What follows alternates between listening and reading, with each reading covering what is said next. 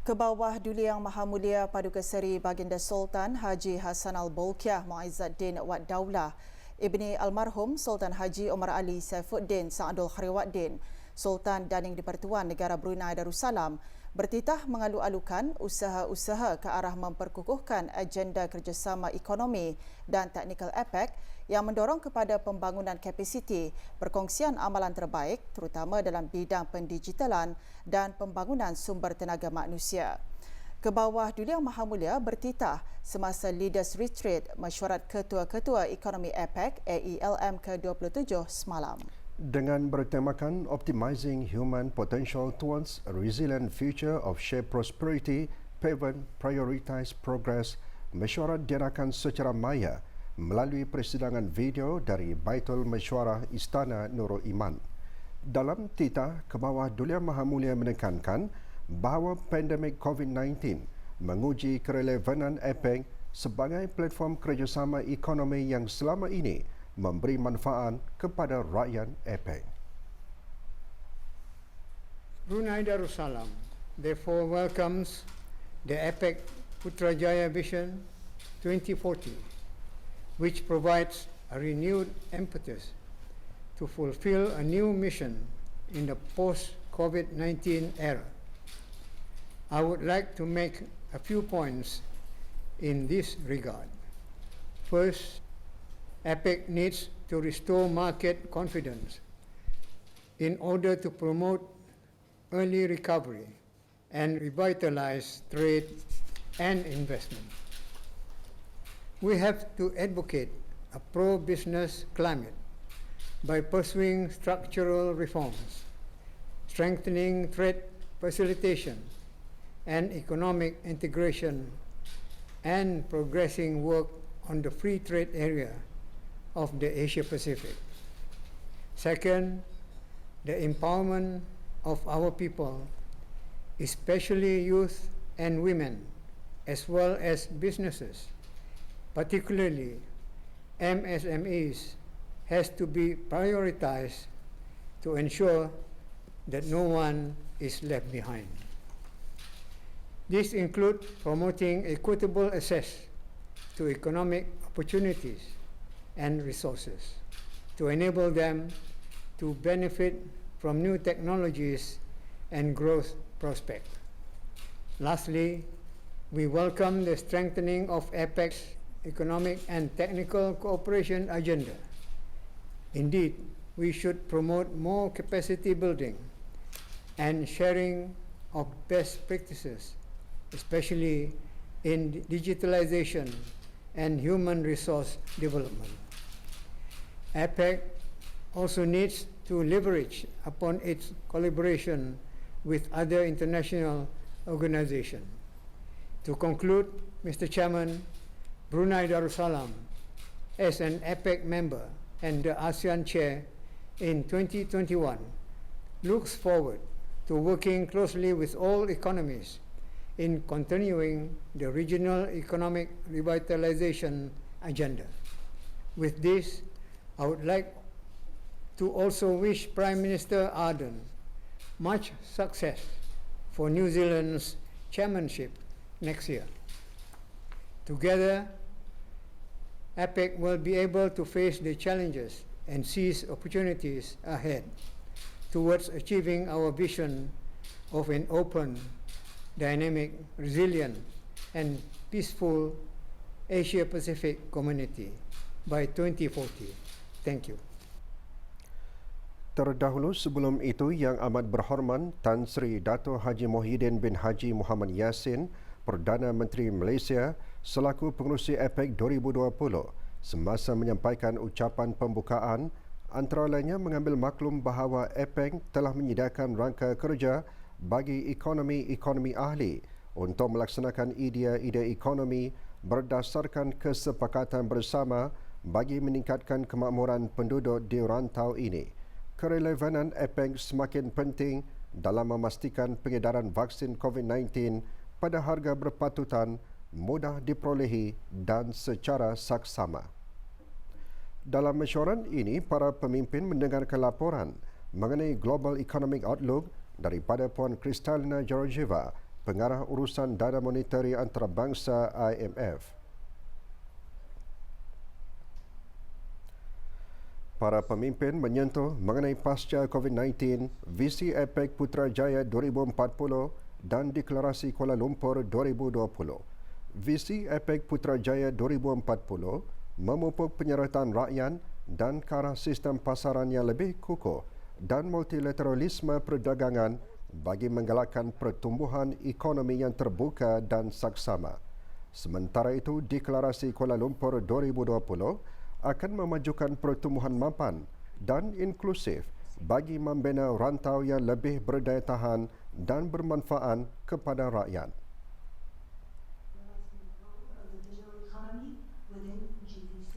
Para pemimpin juga mengetengahkan kepentingan pertumbuhan berasaskan inovasi dan peningkatan kesaling hubungan untuk memudahkan aliran barangan dan manusia. Pemulihan serantau bergantung kepada akses vaksin COVID-19 yang saksama dan selamat serta reformasi struktur dalam membina ekosistem perdagangan tempatan.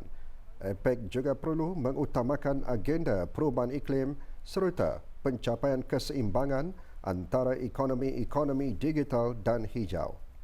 Sebelum mesyuarat APEC ini berakhir, visi APEC Putrajaya 2040 dan Deklarasi Kuala Lumpur 2020 diluluskan.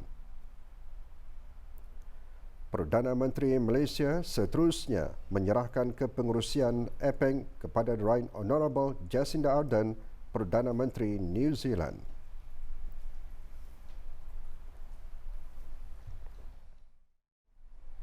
Kerajaan ke bawah Dulia Maha Mulia Paduka Seri Baginda Sultan dan Yang di-Pertuan Negara Brunei Darussalam sentiasa mengambil peran dan peka terhadap kesejahteraan kanak-kanak. Melalui kaedah Hall of Nation juga, pihak kerajaan terus bergiat aktif demi memastikan anak-anak akan sentiasa selamat dan hak-hak mereka akan terpelihara dan mengukuhkan ekosistem perlindungan kanak-kanak dan golongan muda yang berumur di bawah 18 tahun di negara ini. Perkara itu dinyatakan oleh Yang Berhormat Major Jeneral Bersara Datuk Paduka Seri Haji Aminuddin Ehsan bin Pihin Orang Kaya Saiful Muluk Datuk Seri Paduka Haji Abidin, Menteri Kebudayaan Belia dan Sukan, ketika ditemui semasa sambutan Hari Kanak-Kanak Sedunia di Colonel Jerudong Park pagi tadi. Pada tahun ini, Kerajaan Kebadulian Yang Mulia akan terus memberikan keutamaan dari pelbagai aspek.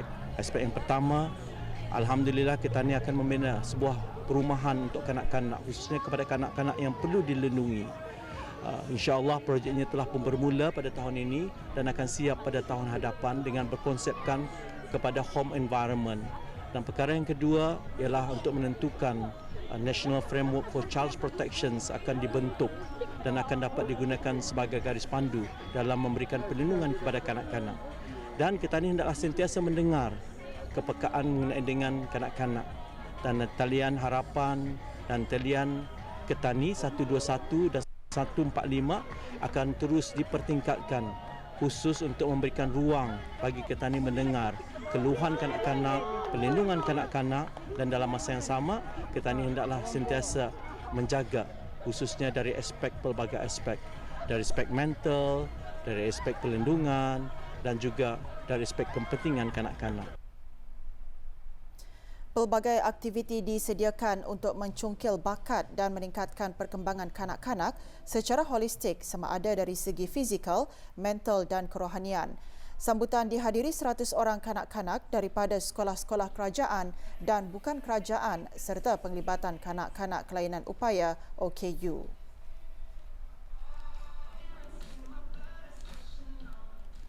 Tema sambutan Hari Kanak-Kanak Sedunia tahun ini membayangkan semula dunia yang lebih baik. Sambutan kali ke-14 ini merupakan usaha berterusan dan komitmen negara dalam meratifikasikan Konvensyen Hak Kanak-Kanak. Acara dikendalikan oleh Kementerian Kebudayaan Belia dan Sukan melalui Jabatan Pembangunan Masyarakat JAPIM dengan gabungan tenaga sukarelawan belia dan kerjasama rakan-rakan strategik dari pelbagai agensi kerajaan serta swasta termasuk badan-badan bukan kerajaan. Juga bersempena dengan sambutan Hari Kanak-Kanak Sedunia, lampu-lampu di Jambatan Sultan Haji Omar Ali Saifuddin dan Jambatan Raja Isteri Pengiraan Anak Hajah Saleha dinyalakan semalam. Ia adalah sebagai salah satu komitmen kerajaan yang meratifikasikan Konvensyen mengenai Hak Kanak-Kanak Pertubuhan Bangsa-Bangsa Bersatu pada 27 Disember 1995. Lampu-lampu di kedua-dua jambatan tersebut dinyalakan dengan lampu berwarna biru yang merupakan warna rasmi bagi United Nations Children's Fund UNICEF.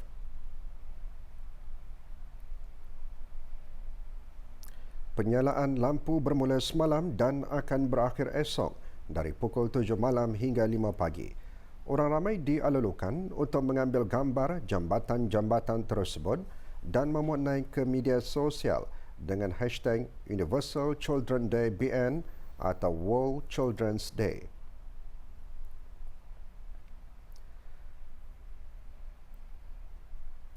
Belarai Lee Cruise Dining diharap dapat menawarkan segmen pasaran tertentu dalam industri pelancongan domestik. Bahan tersebut menyusul seketika nanti.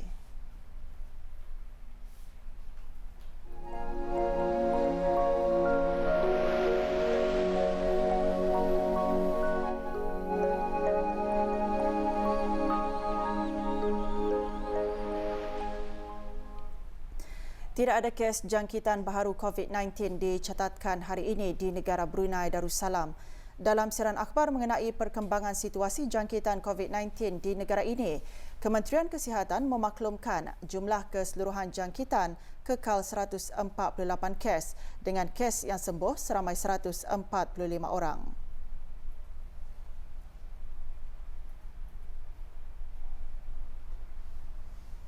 Kes terakhir jangkitan tempatan COVID-19 dilaporkan pada 6 Mei 2020, manakala jumlah kes import sejak kes jangkitan terakhir tempatan dilapor sebanyak 7 kes.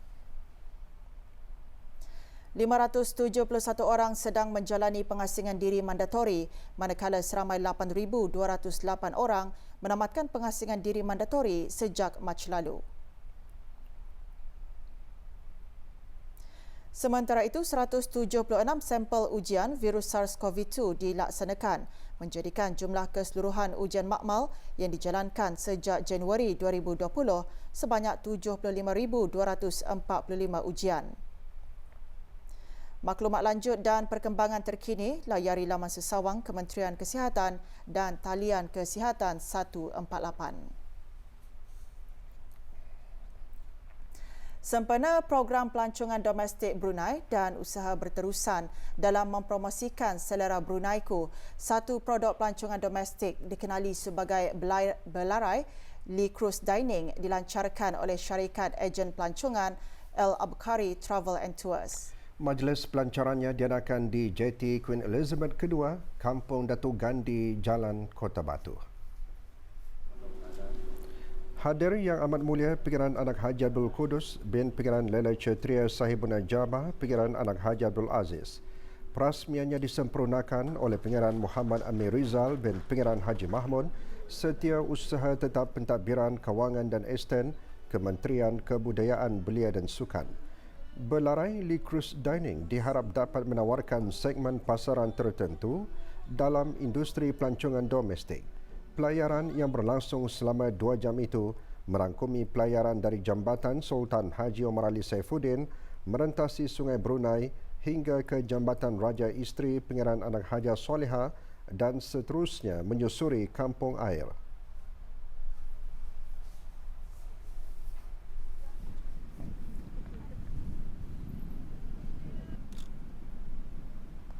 Belarai Le Cruise Dining adalah satu inisiatif dari ejen pelancongan Al Abkari, iaitu satu produk pelancongan inline dengan selera Bruneiku, iaitu domestic campaign yang sedang diadakan pada masa ini.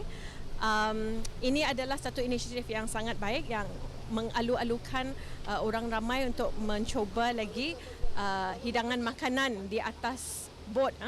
Jadinya orang ramai bolehlah naik bot ini sambil melihat pemandangan yang sangat cantik di negara Brunei Darussalam ini, iaitu melintasi kawasan kampung air dan juga Bandar Sri Begawan, dan sambil itu menikmati hidangan yang ada di atas bot ini. Alhamdulillah bagi Ketani untuk persiapan untuk masa-masa cuti sekolah, terutama sekali keluarga ibu bapa yang ingin berkunjung ataupun melawat atau melihat pemandangan malam yang lawa indah seri-seri ini. Pendidikan Pencegahan Dadah atau Preventive Drug Education, ringkasnya PDE, bermatlamat meningkatkan pengetahuan dan pemahaman tentang masalah isu dadah global. Pelancaran IG Insta PDE dan penganjuran kuis Insta PDE memperlihatkan komitmen Biro Kawalan Narkotik BKN dalam memberikan maklumat tentang bahaya penyalahgunaan dadah.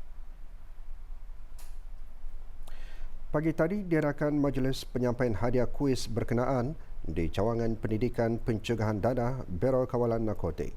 Hadiah kepada 5 daripada 14 orang penerima hadiah utama disampaikan Awang Muhammad Zalani bin Haji Ismail, pengarah Biro Kawalan Narkotik. Sebanyak 10 tayangan video takliman anti dadah telah ditayangkan pada setiap minggu sehingga 28 Ogos 2020 dan penyertaan kuis berakhir pada 1 Oktober lalu.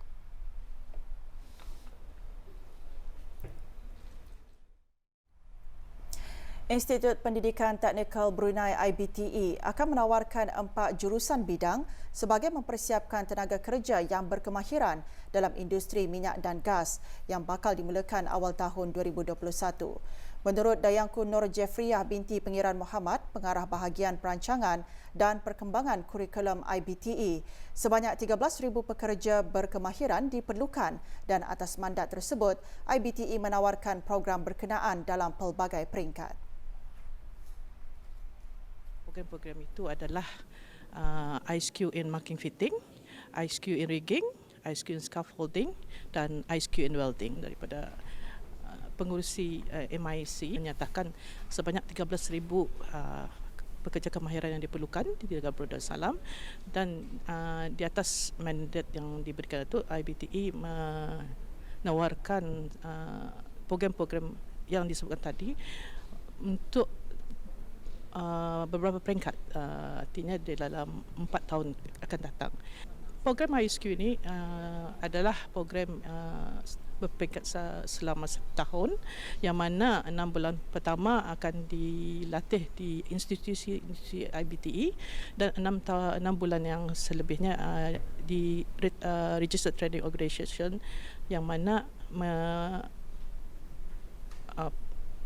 berserta dengan industri training setiap program. Taklimat disampaikan oleh para pegawai dari bahagian perancangan dan perkembangan kurikulum dan unit kemasukan pendaftaran pelajar IBTE. Antara aktiviti lain yang dijalankan semasa taklimat tersebut ialah membukakan permohonan TV IKAS secara dalam talian. Sebarang keterangan lanjut, hubungi IBTE HQ di talian 242-5555 atau emailkan ke inquiry@ibte.edu.bn. Tarikh tutup permohonan mengikuti program adalah 28 November ini. Dewan Bahasa dan Pustaka Kementerian Kebudayaan Belia dan Sukan mengungkapkan pantaran sastra bedah karya bagi buku-buku penerima anugerah penulis Asia Tenggara. 2 buah karya dibicarakan oleh 2 orang ahli akademik dalam bidang kesusastraan Melayu. Tujuan bedah karya diadakan adalah sebagai salah satu pendekatan memahami dan mengapresiasi karya-karya sastra, khususnya karya sastra tempatan. Hadir Awang Suhaib bin Haji Abdul Wahab, pemangku pengarah Dewan Bahasa dan Pustaka. Bedah karya sesi pertama pembicaraan novel Arus ke Kuala hasil karya Awang Tarif bin Haji Abdul Hamid atau nama pena Tarif Ahmad. Pembicara karya undangan Profesor Madya Ampuan Dr. Haji Ibrahim bin Ampuan Haji Tengah. Sementara sesi kedua pembicaraan kumpulan puisi Perjalanan Burung Putih hasil karya Allahyarham Awang Haji Mahdi bin Haji Matarsan atau dikenali dengan nama pena Mahdi RS. Pembicara karya undangan Dr. Haji Ramli bin Haji Tingkong.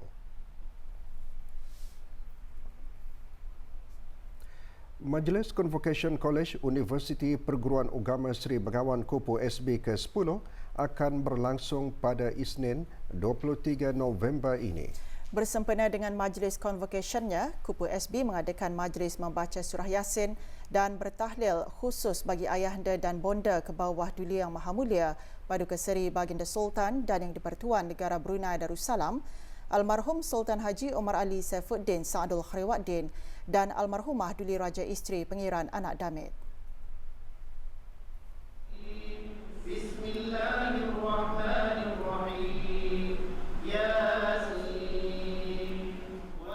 Mengetuai rombongan Dr. Haji Abang Hazmin bin Haji Abang Taha, pemangku Timbalan Rais Kupu SB.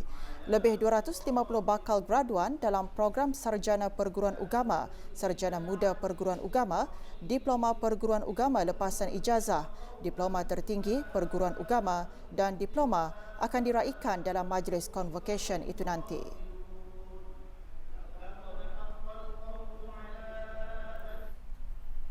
Lebih 130 orang pelajar menerima sumbangan dalam program Sumbang Bakti Kembali ke Sekolah dan program kemasyarakatan Jejak Amal Prihatin yang dikendalikan oleh Sekolah Agama Arab Menengah Perempuan Raja Isteri Pengiran Anak Hajah Saleha, Kampung Katok.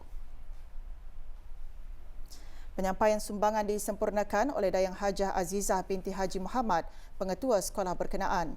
Sumbangan yang berupa barangan keperluan sekolah diterima daripada Insurans Islam Taib, Samima serta para pegawai dan guru sekolah tersebut. Acara seumpamanya bertujuan untuk menggalakkan penglibatan institusi, badan korporat, orang perseorangan dan masyarakat amnya dalam kerja amal dan kebajikan, terutama kepada pelajar dan keluarga yang kurang berkemampuan.